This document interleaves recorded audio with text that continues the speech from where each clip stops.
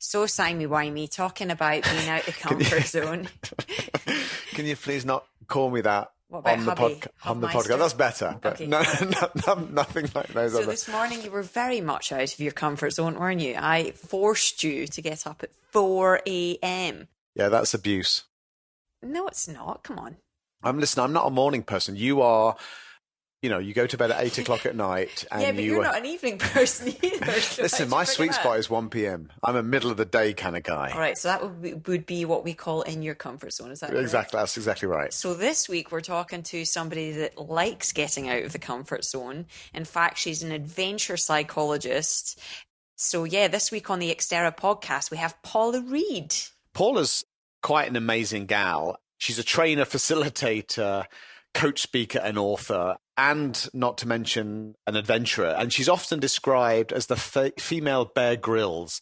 She's over 20 years of experience in empowering, inspiring others to do daring stuff in the outdoors. Paula has a master's degree in positive psychology and coaching. She's the author of the recent research paper, Exploring the Psychology of Extended Period Expeditionary Adventurers, Going Knowingly into the Unknown. And Paula doesn't just study it and talk about it, which is what we love about it. She does it herself. She's completed 118 things on her living life to the full list, including sailing around the world and skiing to the South Pole. So mine getting up at 4 a.m. isn't that really impressive. But Paula's written 4 books and speaks internationally at conferences, schools, and for charities about the psychology of relentless adventuring, what it is and why it's important to our physical and mental health. So it's my delight for both of us to welcome Paula Reid onto the podcast. Thank you, and thank you for that marvellous introduction. Paula's almost like our personal adventurer coach, because one of the things actually, and I'd like you to talk a little bit about this, is about your living life to the full list, about developing a list of things that you've really wanted to do. And when we looked at your list and also know the things you've done, I'm not going to lie, but about half of them terrified the crap out of me. And then the other half were like, oh, yes, maybe we should be doing a list like this. Can you talk a little bit about your living life to the full list? Yeah, sure. Most people would know it as a bucket list, which is all the things you want to do before you kick the bucket. But because I believe in positive psychology and positive language, I don't want to think about the dying bit of that equation. So that's why I've called it my living life to the full list. And it's full of all sorts. So crazy, illegal, immoral, long, hard, difficult, funny, ridiculous things that I want to do before I die. And there's a real mixture. So I've done 118 things, and it's everything from, as you say, skiing to South Pole, which was a very relentlessly enduring, tough, pretty unenjoyable challenge, through to zorbing, which is kind of like being a hamster, where you get into a ball and roll down a hill. So for me, it's just about really making the most of life. I think we only live once, and it's a gift, and that we should fill it with rich experience, be it crazy or tough, so long as we are fully alive and living. And I think sometimes living on the edge makes us, really feel alive. And sometimes the tough, enduringly difficult challenges, I think, it's just part of life and part of making it a rich, deep and fascinating experience. So I've got a list of all the things I've done, but I've also got a list of all the things I want to do yet. I think, some of the stuff in your list is just amazing. And what fascinates me is sometimes I sit here and I think to myself, I'm so driven and I'm so goal-oriented and focused on what I want to achieve that I've lost sight of, what am I really excited by or what would be on my list, basically. I'm like, shit, I don't even know where I'd start. And I wonder that there's a lot of people out there that feel the same. They're on this train of life, right? The kids, the work, the training, the this, the that. They can't even stop to give themselves room to think about this, Well, just yesterday, funny enough, I was doing a workshop about living life to the full for 12 chief executives. They happened to all be men, and they were from Yorkshire, which is a pretty northern, tough, head down. It's where the steel mills and the a lot of the factories are based. It's tough working part of England, and part of their problem, of course, is they don't have that space, as you say, Lesley. So I ran a workshop with them, and I let them all go for a walk in pairs first of all, just to chat, because it's good to be outside and to move and get fresh air. And then I played music and I played a video and I jokingly talked about my bucket list to get the laughter, that lovely sort of joy and laughter and spontaneity, that childish, back to the childish joy. And then I said, right, we're going to have a bit of chaos now for half an hour. Anything goes, talk, chat, laugh, take the mickey, look at my list, look up lists on your iPhones. Here's a piece of paper, here's some pens. And one guy wrote 64 things straight away on his list. He was so focused. Wow. He had to have 2 extra sheets of paper. Another man sat there for ages, and I was kind of watching him out the corner of my eye, and you could tell he was stuck. So I just went and sat on the floor next to him and just gently got him started. And the easiest way is just like, where would you like to visit in the world? Where would you like to go in the world? And straight away, it was the Northern Lights or the Southern Lights potentially. And that just got him gently started. And he ended up with 14 things on his list. And I sat down with him at the end. I said, how was that for you? And he said, I really enjoyed that. So these, very busy men all wrote a bucket list of some sort. And I recommended they did it with their kids and their other halves and stuff as well when they got home. But what do you think stops is the hang up for? Because I think I might be a little bit like that guy, is that what gets us started? What's the blockage in someone saying, I don't know what I want to do, but you clearly had a key and helped him unlock it. So is there a way to get started, a piece of advice you would give? So then why do people have blockages, and then how do you get over those blockages? Well, I think for some people it seems a bit frivolous or egocentric. So if I'm a serious chief executive making millions and I've got a family, a nice big house and drive a Porsche or whatever, I think for them it might seem a bit like for a 17-year-old girl to do something. It might seem a bit too light and frivolous for their serious, important, successful lives they've got. I think that's one potential blocker. The other one's just time. You need to be able to breathe and relax and laugh to be able to sometimes connect with this sort of content. Some people, I think, initially say, no, I don't have anything on my list. And you just got to ease it out of them like I did with that gentleman. So just a gentle probing, something, as I say, like, where would you like to go in the world? Where would you like to travel to? And gently sort of ease it out of them. And for other people, dinner party, bit of booze, sitting on the beach around a bonfire with, a bottle of whiskey that you're passing around, and it all starts coming out then. So there's all different ways for different people. It's just so amazing because I find now that people, it's like a badge of honor, right? How hard do you work? How stressed are you? How much you have going on. And to your point, how the sort of power aspect of it, this makes me feel important being this stressed. And so, yeah, it's just really fascinating trying to scratch beneath that and say that this isn't a luxury, actually. This is a great way to enhance our living and progress more and have more success. Well, I wonder if an element underlying this is the notion of play, because the way you describe it, it seems like play and having a mentality of play, unstructured inquisitiveness and curiosity that often extends to kind of physically demanding or scary things, is really a kind of like an adult version of play. Right. And so I wonder if that's an element, like for those of us who struggle to like think about just playing because it seems childlike or a bit silly to do. But when you start to add on, when you call it adventuring and it doesn't become as such, you think, OK, now this is quite a serious thing. Labeling. Yeah, it's the labeling. Yeah, maybe. Yeah, I think the framing and the language does affect people in the way they view it, a bit like positive psychology. My degree was in positive psychology, and I think some people would see that as a happy, clappy, smiley face psychology.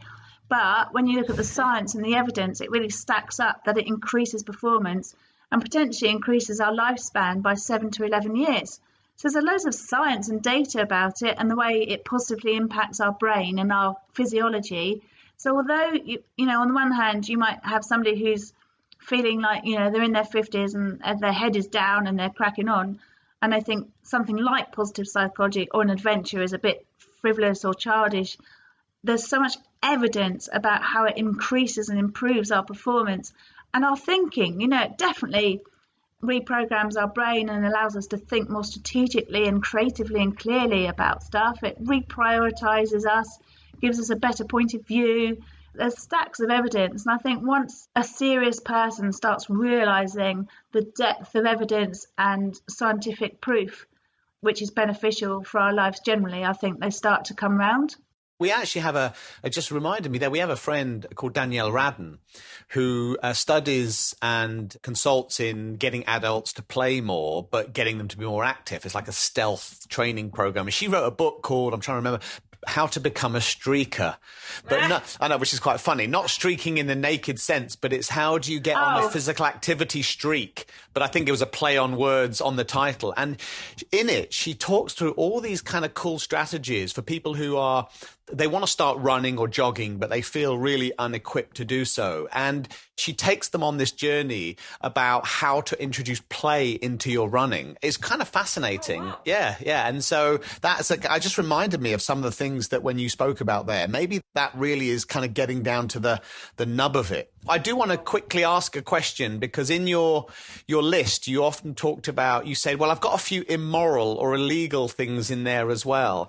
So can you tell me a little bit about those? Well, are you allowed to tell me about those, I should probably say? That wasn't connected to your streaking comment, was it, Simon, by any chance? Yeah, that was an unfortunate segue, I do admit. But no, it was unrelated. I think I enjoy, in part of my living life fully, that isn't always necessarily towing the line or living life according to the rules when they're particularly bureaucratic or limiting. So I like to review options and make my own decision about what I do, if you like. So potentially, I'm not a person who naturally follows rules and laws, which I think has partly contributed to me living a full and happy life. So there is that element anyway, but I certainly wouldn't do anything unethical, and certainly nothing that would upset anybody else. But I'm quite happy to break some barriers and some lines, and that might involve something like streaking, for instance, which is an arrestable offence in the UK. I'm not sure about different countries' rules on that one. Yeah, I don't know actually about here if it's illegal or not, but let's get back to that exactly. So I would like to know the details of this little episode. What about getting arrested? Well, as much as I have streaked in the past in various moments, in fact, a couple of weeks ago was one, but I haven't done a proper streak as per my bucket list, because that for me would be a more public situation. Like normally it would be, on a sporting occasion, wouldn't it? But I am getting older, so right. I'm not sure how attractive my streaking might be. So I might have to choose a little local village cricket game or something instead of an international televised rugby match or something like that. Well, maybe, so bring it to a little bit, not a serious tone, but one of the things that I found fascinating was in your research study, you studied the experiences of kind of these hardcore expeditionary adventurers, people who are doing, trekking to the South Pole or skiing to the South Pole, running across deserts and so on. Can you tell us a little bit about that research and what you learned from studying the folks who kind of almost do this for a living? Yeah, I purposely chose very experienced adventurers because I wanted their more sophisticated view of what it was about their mindset and their psychology. So I purposely chose people who'd done an awful lot because I assumed they'd have a better, more sophisticated understanding of how their minds affected their performance and all that. So that was one reason I chose them. And they had done, as you say, some really hardcore stuff, sailing around the world and climbing Everest and skiing to the poles and cycling around the world and all sorts, running across Canada, running across America.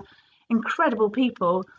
And I was asking them what the purpose, why they went on adventure, basically. What was the purpose and what were the benefits? And there were some fascinating results from that bit of research. One thing that surprised me led to the kind of conundrum about going knowingly into the unknown. So they all defined an adventure as going into the unknown and not knowing what was around the corner. But the amount of mental and physical prep beforehand was quite impressive. So they did go knowingly, which included risk assessment. So I think some people would think an adventurer were risky characters and a bit spontaneous, but actually I was really impressed with the amount of anticipatory thinking and mental awareness of what they were choosing to get themselves involved with. So that was an interesting output from all that research. Yeah, I loved the sense of that sort of, the sort of liberating adventure, the freedom that comes from being on an adventure. And, why you think that that's important. I think, again, that in this day and age, we are quite bound by expectations and rules in society, not just the legal, illegal thing, but just our own expectations of ourselves, society's expectations of us, and the speed and pace in which we live, and too much health and safety and mollycoddling too. So I think that absolute feeling of liberation is the day you start your adventure, you're off in your own little bubble and your own world, and you're in charge. And also your calibration of the way you live is different. So I think, for instance, you are really free to cry and bleed on an adventure. In real life, people go, oh, are you okay? Are you all right? Oh, you shouldn't have done that, love, and all that. And I think it limits us and it restricts us and makes us too cautious and too self-conscious. Whereas on an adventure, one, you've got that lovely liberation of just leaving societal pressures and norms to one side. But also, it's kind of okay to be silly, to get dirty, to hurt yourself, to sweat, to go for a pee in the middle of a field, to ride a donkey on top of a lorry. Sorry? I said, I do that already. What are you talking about? But, normally one doesn't when one is living, in a town or something.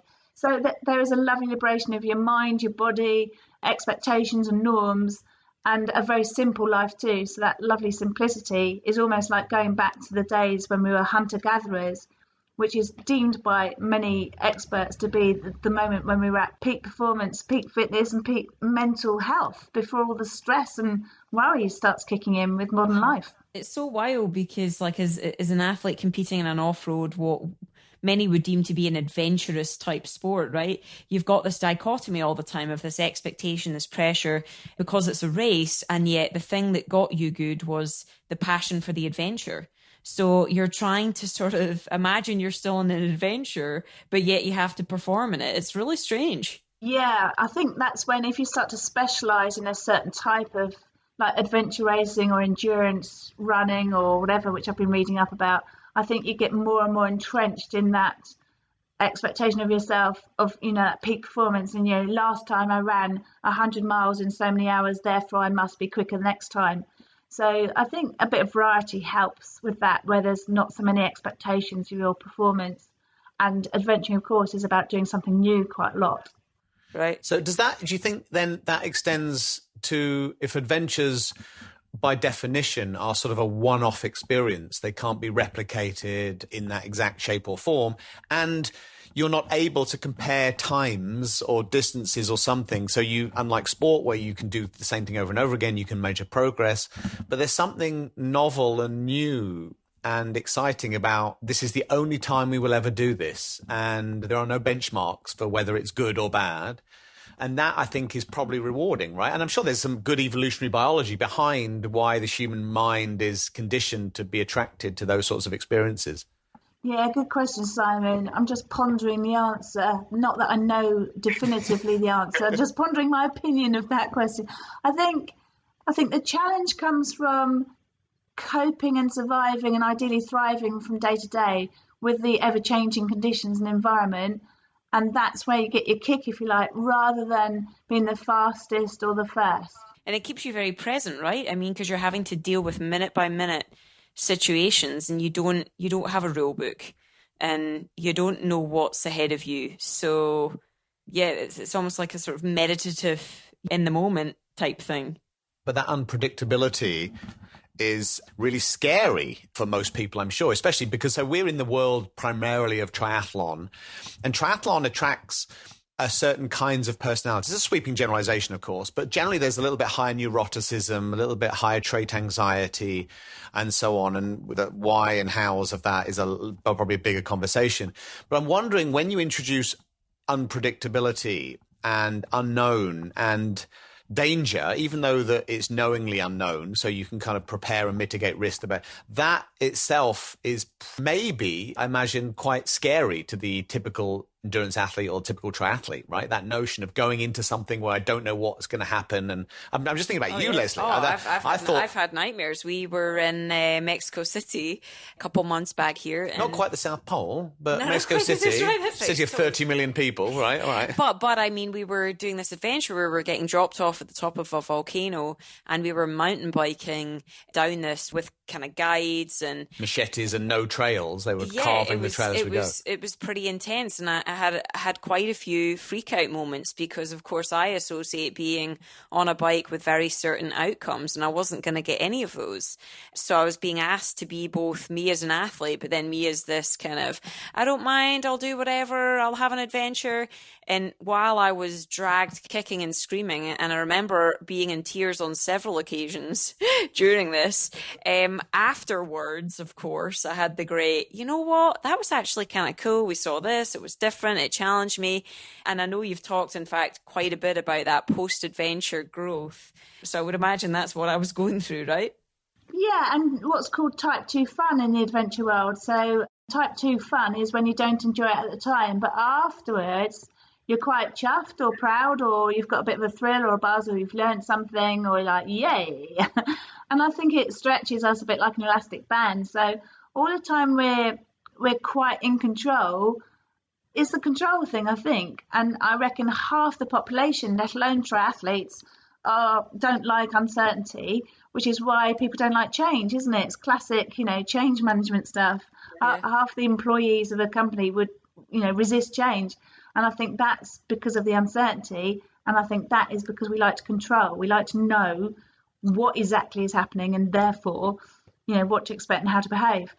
However... So type 2 fun, I find this fascinating, is when during it you don't find it enjoyable at all. In fact, you might even hate it, but afterwards you get a buzz or a rush from it. Is that correct? And what's type 1? Yeah, so what's type 1 and is there a 3? What's type 10? Type 1 is you do enjoy it. That's like normal fun. That's fun at the time. And, looking back with a warm, rosy happiness. Type 2 is you don't enjoy it at the time, but looking back, you think, yeah. And there is a type 3, but it's a bit complicated. That's when you don't enjoy it at the time. You don't necessarily really enjoy it afterwards, but you're quite sort of, you've got bragging rights. I think that describes my training with Lesley. Type 3 fun. I don't enjoy it during it and I don't enjoy it afterwards either. Yeah, Paula, we're not the best training partners, let's be honest here. Most people think we'd love it and all the rest of it, but I'm too aggressive when I train, like too focused and just not really that much fun. And Si just likes to flip and chat away about nonsense. So nonsense? How dare you? Yeah, I know. Any of this stuff is good for us as human beings because life is a long adventure, right? So life is a long, enduring adventure full of uncertainty and challenge. So if we keep controlling, what we experience and taking part in controlled activity, then how on earth are we building up the skill set to cope when something hits us from sideways, which inevitably it will in life? So part of it for me is, although it might feel uncomfortable, ideally people push themselves physically and mentally by stepping out of their comfort zone, which quite often perhaps would therefore involve the uncertainty. And the more they slightly push themselves out, the more they're able to cope with the ups and downs that life will present them with. Yeah, I suppose that relates to our relationship with failure, right? Because when I think about adventuring, the way you're describing it and the things that we could possibly be on my living life to the full list, some of the things that I worry about would be, well, what if I'm no good at it or can't do it or just suck at it, right? And so I suppose this is now the growth mindset or needing a growth mindset of saying, stop thinking about failure in those terms, but it's all feedback, right? And just enjoy the moment. I'll tell you a funny adventure that we just had in Park City. We actually both went skiing together. It's kind of that cross-country skiing where your skis go out to the side like skating. And everyone was like, oh, Lesley, Simon, you're going to be awesome at this. This is going to be so much fun. We were absolutely rubbish. I mean, like horrible. But to the point where I actually peed my pants. It was so funny.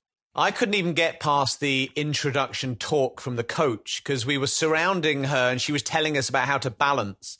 And I slid backwards into a bush and I couldn't even stop myself. So we're 2 minutes into the lesson. We haven't struck a single pole in forward momentum yet. And I was already on my arse in a bush. Excellent. That's a good mini adventure. Yeah. Like it. Exactly. So what would you say is a good starting point for those of us that aren't used to adventures in this sort of definition? How do we best start our new adventure lifestyle? Well, I think, the first thing people could do is write that bucket list we've talked about, the living life to the fullest, and see what comes out of that, because there might be some micro, mini, doable little challenges or adventures in that anyway. I think you don't want to flood your system by going extreme right from the start, because that's not going to do any good. So I'm talking about stretching yourself. So I think a nice, easy starting point is just to go wild camping for a night, or go wild swimming or something like that, or even a long walk to a place you haven't been before. So some very doable adventures that do push you a bit, because you can imagine going wild camping. You're on your own in the middle of nowhere, and it's a little bit on the edge, and you're like, ooh, and you might cook your own food on a campfire and all that. It's quite exciting for many people, and I think that's a good place to start. Camping, yeah, sorry. Because you often talk about, I've heard you mention in the past about stretch in relation to comfort zones, or some scale that you use to determine how risky, or not risky, but how sort of uncomfortable things are likely to feel. So do you have any guidelines on that? Like, okay, is camping in the back garden a good start, or is camping out in the wild camping a good start? How do we know whether something is adventurous enough? Yeah, everyone's different, of course. So to one person, camping in the back garden is quite a stretch, and to another person, it so isn't. So I always think, if you think of a scale of 1 to 10, where comfort zone, let's say, is a 1 or a 2, and let's say the panic zone, which you totally do not ever want to have happen in your life, because nothing good happens in the panic zone, let's say that's 9 or 10 out of 10. So then you've got between 3 and 8, where you could sort of have a bit of a personal scale, but it's very subjective, of course. It's like when they measure pain, it's so subjective, isn't it? They say, how much pain are you feeling out of 10? And you just have to come up with a subjective point. So I think stretching yourself 3, 4, 5, 6, fine. If you're starting to feel 7, 8 out of 10, then you perhaps just need to step back a little, because you'll be bordering on panic then. So I think it's very subjective. I think you will feel the sorts of things you feel when you're doing a stretching activity. So a little bit of anxiety maybe, but not too much, a bit of adrenaline, maybe slightly sort of feeling slightly sick, or slightly shaky, but not absolutely just, awful panic feelings. Very intense awareness, and, absolute awareness of life, and sharpness and brightness of life. You might experience flow, so when you lose all sense of yourself and time, and you're really immersed in the whole thing. So there's different emotions and thoughts and physical stuff going on. But I think if you have a little subjective scale, between 3 and 8, you can slightly pull back if you think you're on a 7 or 8. So what I'm fascinated in, a couple questions actually. One is, what are some of the biggest changes that you have seen in any one person or a couple of people by sort of observing or helping them go through an adventure? And then what have you noticed in yourself? Like, what has been one of your most profound moments on an adventure? Okay, so I think with others, what I've noticed is absolutely wonderful, which is confidence. I have so many people come up to me and say, I would love to do this, but I'm too scared, or I'm too worried, or I'll never be like that, or I'm not able, or I'm not physically, I can't. And maybe afterwards, or, I've given them a little nudge or a bit of help or something, they're beaming. You can just see in their face, they're beaming with joy and pride. And they suddenly get their confidence back, and it's confidence for life. And I think not having confidence in life is quite a sad condition. You then lack, the courage and the belief to do much, and it really starts to limit what you put forward yourself to do. So in most people, I'd say that lovely, amazing growth of confidence is such a joy to behold. And that's the most common thing that I see. In terms of that confidence issue, because we notice that a lot with athletes, that they lack, or what, in my world and our world, Paula, in performance psychology, we talk about self-efficacy. I'm a very task-specific form of confidence. All the research shows that the biggest driver of self-efficacy or confidence in this context is having a mastery experience, right? Having actually showing behaviorally that you've been successful. And this always struck me as a really good insight, because you can't learn confidence. You can only earn it. So no amount of, looking at yourself in the mirror saying, I know I can, you're strong, you're beautiful, you're kind, you can do it, or reading about it can really help. You've got to actually do it. And that obviously comes with the opportunity to fail and get knocked back. But if you're doing it in a guided way that you're talking about, particularly when it's a novel task, I wonder if that's even a more potent driver of confidence than just doing something that you already kind of know intellectually what it looks like, and you can maybe even done a little bit of it. But when you're out in the wilderness or doing something like skiing to the South Pole, you can't even imagine what that feels like. And pulling that off, I'm sure you get a real multiplier effect on your self-efficacy that you probably wouldn't do from doing, say, an Ironman triathlon, because everyone knows now what it looks like, and they know someone who's done one often, and so on. So that's a fascinating topic. It is, isn't it? And you've just saying all that, Simon, you've sparked off about 5 different thoughts and answers in my head. I mean, one is vicarious confidence, where if somebody else has done it, you think you can too. That's an interesting one, because if, the first 4-minute mile type concept, if there's somebody who's fit enough or brave enough or courageous enough or stupid enough to break a limit, then other people think they can too. So there's that one, which is interesting. Skiing to the South Pole, it is step by step breaking that huge, scary challenge down into obviously bite-sized chunks. And, each hour or day that you train or fight or learn something, it's all just building towards that huge challenge. So that helps, obviously. There's so much there, isn't there, with the confidence? Yeah.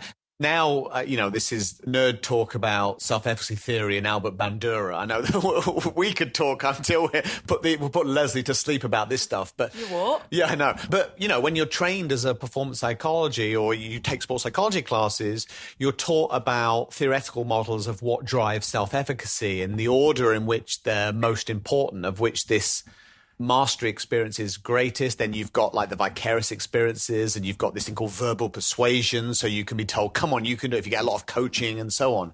But that number one most potent driver is doing and succeeding. And that's why I think setting small incremental goals so you get a chance to feel what success feels like, rather than just, biting off one thing. And this is one of the biggest frustrations we have with athletes, is that I want to complete an Ironman, and they might have done a few 5 or 10Ks, or maybe never have done a triathlon, and their first goal is to do an Ironman. And the thought of being out there for 14 hours is such a huge goal, and you're really setting yourself up for sort of self-efficacy, a tall trek ahead of you in terms of self-efficacy, because we need to find something smaller that we can just feel, okay, I can do this, I've got this, and let that momentum build. The other thing is defining success. So I've got a cycle route near me, which is just 10 miles long, and it's a bit of fitness. Each time I go out, I'll define the success of that cycle in advance. So some cycles I'll choose to do, and my definition of success is just to have a nice time. Sometimes it'll be to have a think about something, sometimes it'll be to make a decision, and sometimes it'll be to beat my fastest time.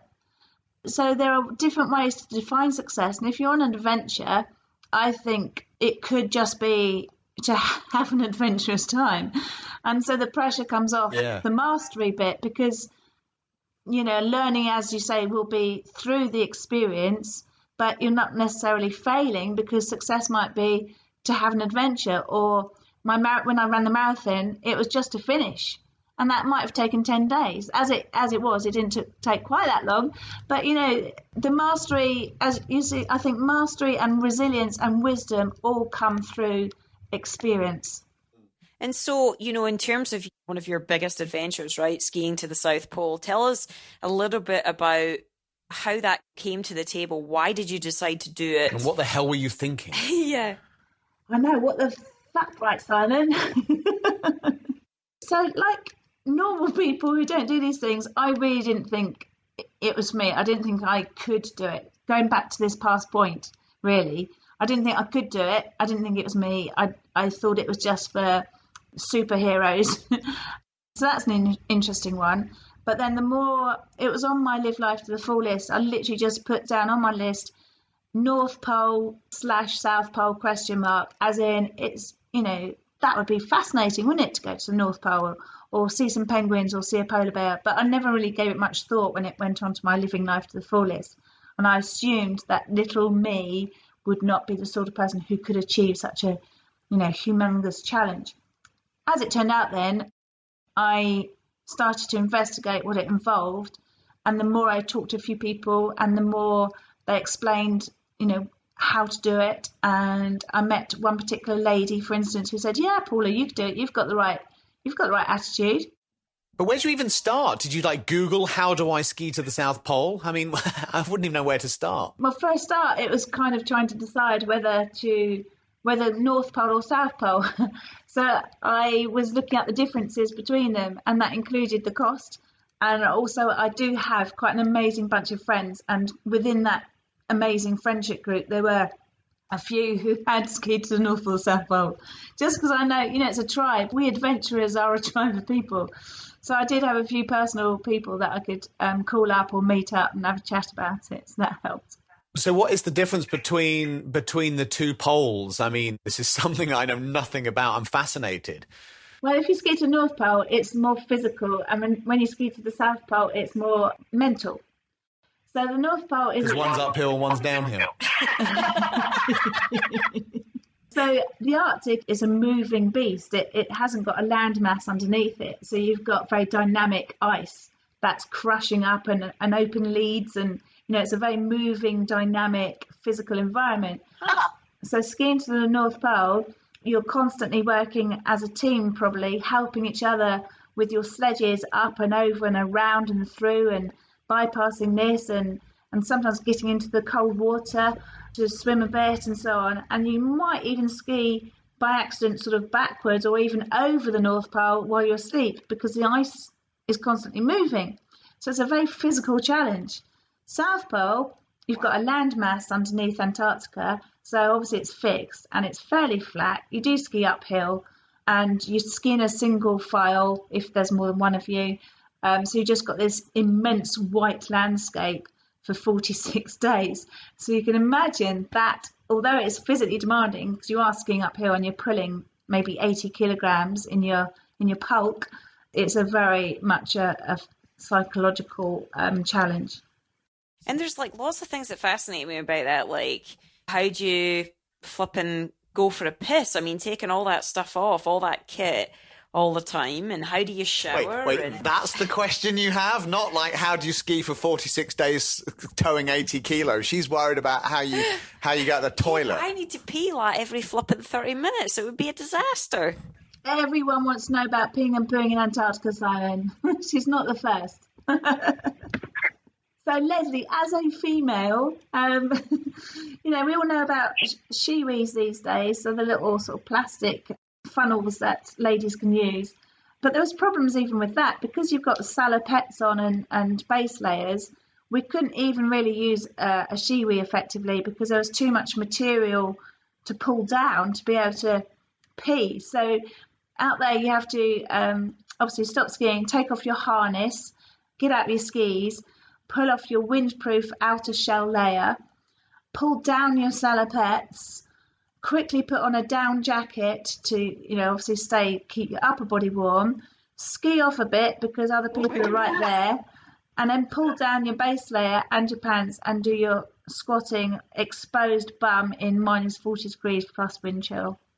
Ooh. Minus 40? Minus 40 degrees plus wind chill. Oh, man. So basically you get freezer burn on your butt. You just want to pee as quickly as possible. And obviously doing a number 2, ideally you build a little wall so you can dig out a hole to go in and with the snow build a little wall from, blocking you from the direction of the wind. But you still want to go as quickly as possible. Tell us a little bit about the trek. So 46 days. Not just the physical duress like blisters and pain and soreness, but just the mental duress of this. I mean, it must be you're left alone with your own thoughts for an awfully long time. Yeah, so physically, obviously, if you've trained hard and well, which I trained for 10 months, and you obviously want peak fitness, and if you've got the right gear, ideally there's not too much chafing and rubbing and so on. So I had the most amazing boots from Canada, and I had such toasty, cozy feet that I never got any problems at all with my feet. So that was a relief. Your back hurts quite a lot because you're kind of, you've got this harness and you're pulling this weight of 80 kilos constantly for about 12 hours a day. So although I did training by pulling tires, I had 2 tires on harness and I was doing that 6 days a week for miles. That obviously gave me my core fitness and built up my muscle and ability to pull through my back. Still, your back does start to ache towards the end of a 12-hour day uphill, pulling 80 kilos, as you can imagine. So that was annoying. I also got something called polar thigh on day 7. So both my thighs were extremely painful, especially in the last couple of weeks. So I had big blisters on my thighs, and then my legs started to ulcerate. So I don't know, ulcers are pretty painful in your legs, and I had 40 of them on both my thighs, and deep sort of flesh wounds and open wounds for the last couple of weeks. So that was extremely painful. And then, of course, it's mentally coping with that. And then psychologically, it's relentlessly tough, where everything you do is kind of life or deathy. So if you take your glove off, if you want to go for a pee, if you stop cooking on an open flame inside a tent, everything is so serious that there's not much of that lightness and laughter that we were talking about before. Plus the loneliness, being away from any civilization. If you look where Antarctica is, there's not a lot going on down there. So there's an awful lot to contend with. But again, type 2 fun, you see, I would not have not done that for the world. It was amazing. How did you cope? Sports psychologists often talk about having thoughts of escape, which is sort of the kind of a fancy way of saying, why am I doing this? I'm never doing this again. Who talked me into doing this? This is the worst idea. But of course, unlike a bike event or a triathlon, you can quit and stop if you so wish, but you kind of can't, right? You're either in it or you get medevaced out, I suppose. How do you cope with where the really dark days come, or those dark thoughts come, and how did you cope with those? So I think that goes back to Liz's point before about the superficiality versus the depth of these experiences. Because you can't quit, in a way, it forces you to dig deep and find extra, resources somehow. And once you do push through, as Churchill said, when you're in hell, keep going, you get that huge reward of having had to have stuck at it. And you could almost say that's life too, isn't it? Life is this huge, long journey for, let's say, 100 years. And we do have to keep going, even when things do get tough, and somehow find any sort of strategy or tip or tool or skill or resource to just keep pushing through. And that's kind of what I slightly enjoy, not in a sadomasochistic way, but just the absolute demand from the environment and the challenge to find the solution within yourself. What did you learn about after that, now looking back on it? What would you say is the biggest thing you learned about yourself after doing it? There was obviously loads of time for reflection because you're in your head really all day. But I realised, I think there was 2 very simple but fundamental realisations. And that is, one, how amazing us human beings are. So physically, mentally, as a system, as an organic body, how we recover and force ourselves to do all these ridiculous things, and yet somehow we do manage to do these things, and we adapt, and we're resilient and tough. And also, secondly, how capable we are. So they're kind of linked. My main learning was not just myself, but human beings generally are incredibly capable and amazing when you do have to put us through our paces. Now, I know that, a lot of this is about self-growth and whatnot when you're going on these adventures. But I also know that you give back, because I sort of see that, a lot of this, going on these adventures, for example, are not selfish, but it's all about you and your own self-growth. But how have you kind of pivoted that or turned that into helping either other charities on your adventures or setting things up and helping other people where you live? Tell us a bit about that. So yeah, you're right. It is sort of a selfish undertaking quite often. I'm okay with that, really, because life's for living, and I have this type 2 enjoyment of these experiences. I almost always involve a charity because, in a way, it's a no-brainer. If I'm going to do this ridiculous challenge, I might as well help a charity and get them to benefit from it. So I have raised quite a bit of money with my challenges, and I'm currently cycling 50 countries and doing one good turn in each country. So it's not just money. It might be, physically aiding somebody while I'm traveling. And then I've also developed adventure psychology, which I take into businesses and schools and individuals and really just help them to develop their own mindset, which helps them to at least survive, if not cope, and ideally thrive when they come across uncertainty and challenging and difficult conditions. So I'm trying to spread that as much as possible. Yeah, I've watched some of your YouTube videos, which are super cool, where you talk to people and kids, and it's amazing to have a role model like you. I think, especially as a young girl growing up in Scotland, I think I would have really appreciated seeing what you've done, how far you've gone, and I think certainly from a cultural standpoint, facing fear or failure is just not really the done thing in Scotland or the UK. I think it's way more acceptable here in the US. And so it's just nice to hear another Brit that has gone down that path and is making big waves, Yeah, and I try to be really human, Lesley. I am. I don't stand on a pedestal and say I'm amazing and we can all be amazing. I definitely share stories of tears and trouble and pain and difficulty, and do it as sort of humbly as I can so that I'm an accessible person. So yeah, I often share, the stuff that went wrong or the crappy stuff or the bits where I wasn't brilliant, and I think that helps. I think that's definitely one of my favorite things is like sharing that empathy, because I think that when you have done something pretty profound like you have, which is very cool, or you have won world titles like me or whatever it might be of some status, people look to you as this person that, never fears anything, never has a bad day. And as soon as you communicate with people, you know what? It's been a nightmare. I've had this go wrong and that go wrong, and this is a fear I had, and this is when I broke down in tears. And they're like, "Oh my God, you did!" And it makes people feel so much better. So I really enjoyed watching that in your talks. That vulnerability, I think, is just huge.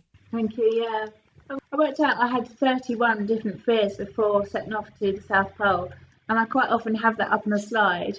Because people say to me, don't you feel the fear? Or they assume I feel no fear. It's like, hello, I'm a human being. I'm made of flesh and blood. I'm not a blooming robot. And when I do talks to schools, I talk about superheroes and having special powers. But then I reveal that, yes, I still have, 31 fears doing the South Pole. And I talk about them.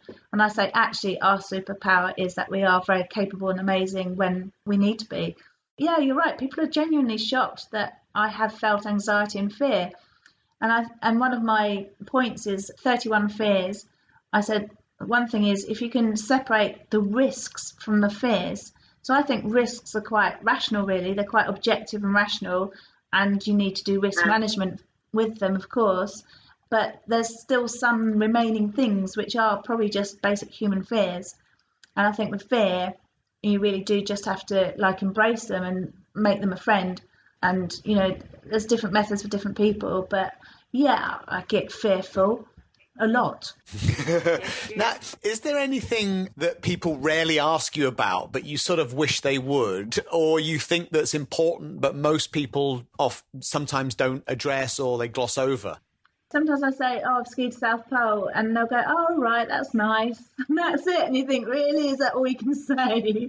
What a waste of an opportunity to chat about all sorts of things.